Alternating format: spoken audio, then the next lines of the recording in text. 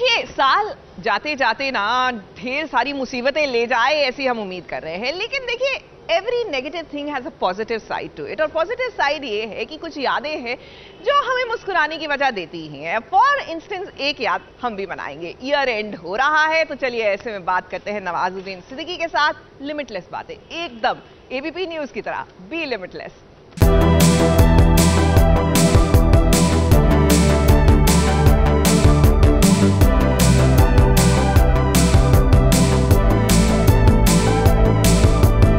क्या आप जानते हैं, नवाजुद्दीन सिद्दीकी ने राजीव खंडेलवाल जैसे अभिनेताओं को एक्टिंग के गुर सिखाए हैं। सीक्रेट गेम्स के गणेश गायतोंडे ने कभी गुजरात के वडोदरा में केमिस्ट की दुकान में काम किया है। आज ऐसी कई बातें हैं जो नवाजुद्दीन हमारे साथ साझा कर रहे हैं। साल 2020 खत्म हो रहा है और नए साल के आगमन की पूर्व संध्या पर नवाजुद्दीन अपने जीवन की वो कुछ खास बातें बता रहे हैं जो हैं लिमिटलेस। मेरे जीवन में लिमिटलेस का मतलब यही है कि जैसे आपने वर्ड से ही पता चल रहा है कि कोई किसी भी चीज़ की कोई लिमिट नहीं होती।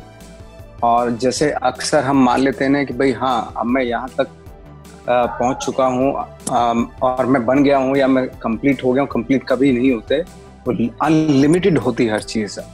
इसलिए हमेशा चाहिए कि आप काम करते रहें और जितने भी आप डीप जाते हैं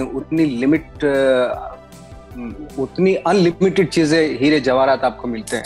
अगर आप जैसे ही डीप जाते हैं किसी भी चीज की, किसी भी पर्टिकुलर चीज के, तो आपको बहुत सारी चीजें मिलती हैं। आई थिंक मुझे लगता है कि जहाँ किसी दूसरे की हद शुरू होती है वहां आपकी खत्म हो जाती है। तो इसलिए कहते हैं ना कि हद में रहना चाहिए। आई थिंक मेरी जो हर चीज है वो मैंने कोशिश की हमेशा एक खुली किताब की तरह रहे। मैंने कभी भी अपनी कोई भी चीज़ को मैं छुपा के या वो करके मैं नहीं चाहता हूँ कि हो सकता है बहुत सारे लोग गलत माने इस चीज़ को। आप you can be maybe I am right और wrong, but I am mostly मैं एफर्ट करता हूँ, मैं कोशिश करता हूँ मैं ट्रूथफुल रहूँ। वो ज़्यादा इम्पोर्टेंट है। आप चाहे उसको गलत बताएं या सही बोलें, लेकिन मैं हमेशा चाहता हूं कि मैं ट्रुथ के साथ हूं। भी हम जानना चाहते हैं कि शुरुआती दौर को अगर आप याद करें तो वो कौन सी बात है जो आपको बार बार याद आती है और वो आप कभी नहीं भूलना चाहते अनलिमिटेड टाइम के लिए? संदीप भाई, बहुत सारी चीजें हैं। आई थिंक बचपन में या आप जब आप कोई करियर परस्यू कर रहे होते हैं तो उस वक्त बहुत सारी चीजें आपको लगती भी हैं, बहुत अच्छी भी होती हैं वो, और बहुत अंडर करंट कहीं ना कहीं आपके वो एक मोटिवेशन भी बनती है वो बातें। मुझे अक्सर जैसे बचपन की एक बात याद है, हमेशा रहती है मुझे, कि जब पर्सनैलिटी को लेके कहा जाता था कि शायद I am not like that, कि मैं एक्टर जैसी पर्सनैलिटी मेरी नहीं है या फेस नहीं है, वॉटएवर जो भी है, तो उस चीज़ ने बड़ी हेल्प की अगर देखा जाए तो। आज थैंक्स अ लॉट उन लोगों का मैं थैंक्स बोलना चाहता हूँ कि जिन लोगों ने मुझे इस चीज़ के लिए मजबूर किया कि मेहनत के अलावा कोई चीज़ नहीं होती, सब धरी रह जाती हैं बाकी। अगर लेकिन आप सच्चे दिल से मेहनत से कर रहे हैं चीज़ें, तो कहीं ना कहीं आज नहीं तो कल या 20 साल बाद या 25 साल बाद आप उस चीज़ को अचीव कर पाते हैं। अगर शायद ये मुझे रियलाइज़ ना कराया जाता उस वक्त पे, तो शायद मैं आज कहीं और होता, ये ना होता।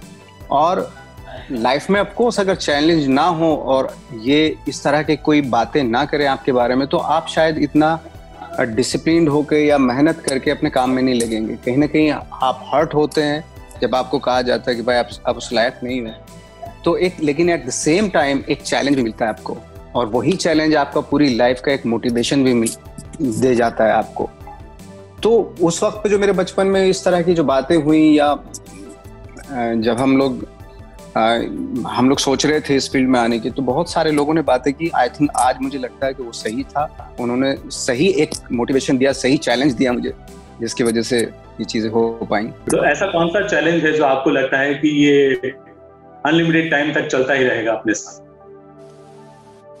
आई थिंक मेरी जो भूख है कैरेक्टर्स की, जो सर्च करने की जो एक वो है, मुझे जब भी कोई रोल मिलता है मैं हमेशा उसकी तलाश में निकल जाता हूँ।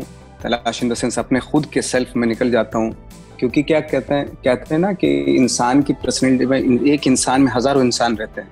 हमें मौका मिला है उन इंसानों को खोजने का, एक्टर की एक लाइफ ये बहुत अच्छी होती है कि एक जिंदगी में बहुत सारी जिंदगी जी लेता है, तो बहुत सारे इंसान होते हैं, उनको खोजने का मौका मिलता है, और ये चीज़ मुझे बहुत फैसिनेट करती है, और मैं इसी के सहारे जो है मुझे लाइफ जो है बहुत इंटरेस्टिंग लगती है लाइफ में, और ये बहुत इंपॉर्टेंट चीज़ है। आपकी जिंदगी में या आपके स्ट्रगल के दौरान आपको कभी लगा कि नहीं यहाँ मेरा कुछ काम नहीं बनेगा, मुझे वापस जाना चाहिए? जिंदगी में बहुत दौर आते हैं ऐसे, जब लगता है आपको कि वापस चले जाएं, बट वापस फिर ये भी होता था एट द सेम टाइम कि वापस जाके क्या करेंगे, क्योंकि काम तो और कुछ जिंदगी के ऐसे पड़ाव पे आ गए थे कि कुछ दूसरा काम तो कर नहीं सकते थे, और न दूसरे काम में इंटरेस्ट था, तो ये चीज़ सोच के रह जाते थे मुंबई।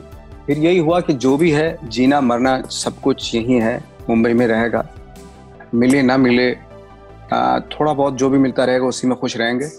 और मैं रहा भी काफ़ी साल तक, 12 साल तक मैं एक 2-2 सीन करता रहा, और उसमें खुश था मैं, कोई मतलब कंप्लेन नहीं थी, कोई दुखी भी नहीं था मैं, ऐसी बात नहीं। हाँ, ऑफ कोर्स स्ट्रगल तो इसलिए होता है, अगर आप अपने जैसा कोई काम करना चाहते हैं, अपनी मर्जी का कोई काम करना चाहते हैं, तो डेफिनेटली मेरे क्या हर फील्ड में लोगों को स्ट्रगल करना पड़ता है, क्योंकि वो आप अपनी मर्जी का काम करना चाह रहे हैं। तो इस लिहाज से स्ट्रगल तो सबकी लाइफ में होता है, मेरी लाइफ में भी था। मेरी लाइफ में कोई ऐसा कोई खतरनाक स्ट्रगल नहीं था जो किसी और की लाइफ में नहीं। हाँ, थोड़ा इतना जरूर था कि थोड़ा लंबा हो गया था, बट इट्स ओके, क्योंकि ठीक है। आप जब कोई कैरेक्टर पसंद करते हैं तो वो किस आधार पर करते हैं? क्या कभी आप भी कोई कैरेक्टर को रिजेक्ट कर देते हैं? देखिए, पहले तो ये मैं आपको बता दूं कि रिजेक्ट जो किया जाता है कैरेक्टर, वो बहुत सिर्फ एक रीज़न नहीं होता, बहुत सारे रीज़न होते हैं।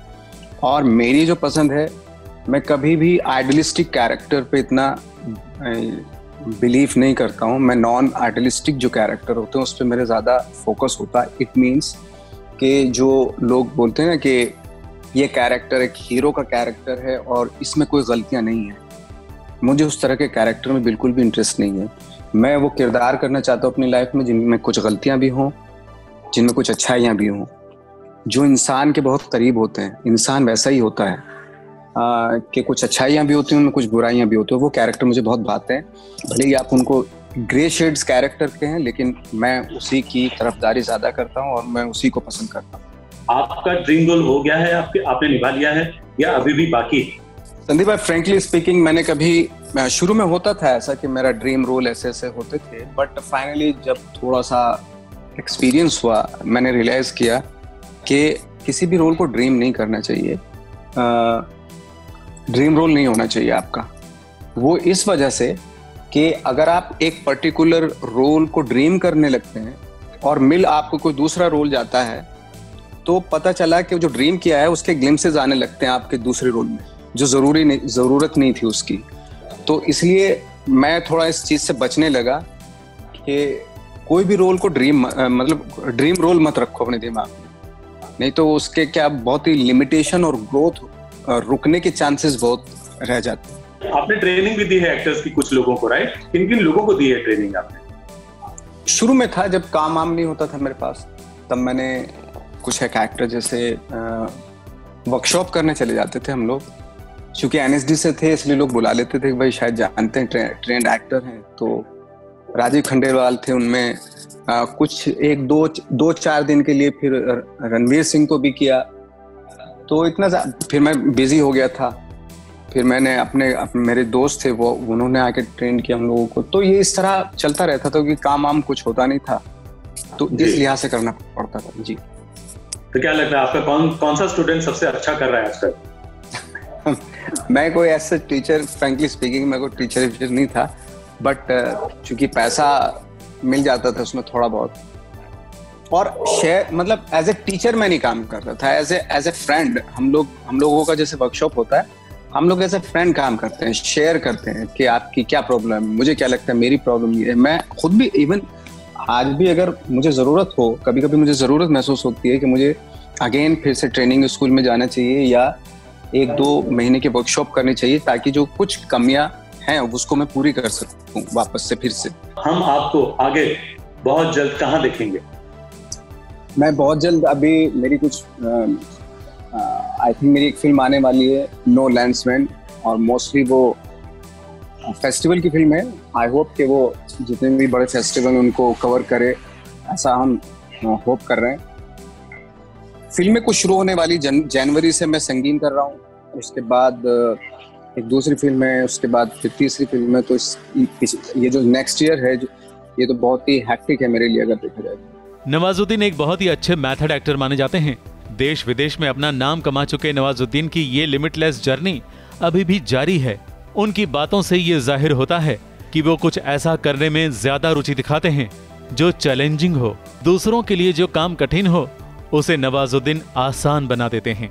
आने वाले सालों में नवाजुद्दीन ऐसे काम तो करते ही रहेंगे, मगर साथ ही साथ वो अपने गांव के किसानों की मदद भी करना चाहते हैं। उन्हें नई टेक्नोलॉजी से रूबरू करवाना चाहते हैं। मुंबई से संदीप पंड्या की रिपोर्ट।